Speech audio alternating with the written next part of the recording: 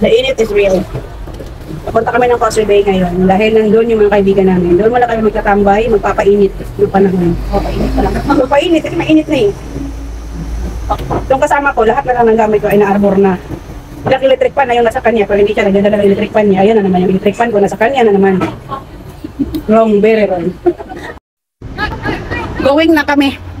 Going na kami sa tambayan. Pero ibang tambayan naman to. Ay, hindi tambayan. Anong tawag dito? Lumipat sila ng pwesto kasi mainit doon. Pupuntahan namin. Tara. On our way sa tambayan namin ay makikita nyo ang mini jet ski race park. Ganyan. Diyan sila naglalaro ng mga mini jet ski nila. Yan, mga larong pambata pero ang naglalaro dyan ay mga matatanda. Ayan si Madam, papunta. Saan ka pupunta?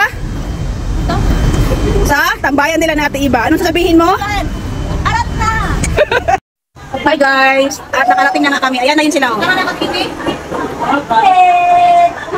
At least dito medyo mahangin. 1,500 yan po. Yay!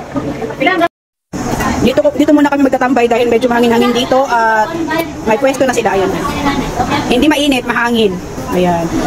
Ito yung mga natin, mga Indonesian aunties, dito rin sila nagtatambay. At andito kami sa park. May mga puno kasi dito kaya hindi masyadong mainit. Yung reflection lang ng araw sa semento, yun yung mainit. Pero the rest is mahangin naman. Magsumakumlaw din na kami ni Kuman. Hi, mga gwapa! Say hi! Hello!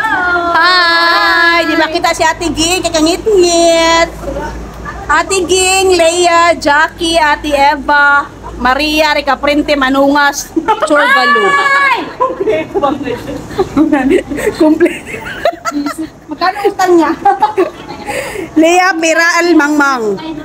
Tranquilina, Biril. Ay, hindi na pala. Ex na pala siya. Bye! Napagalitan na ako. Bye-bye!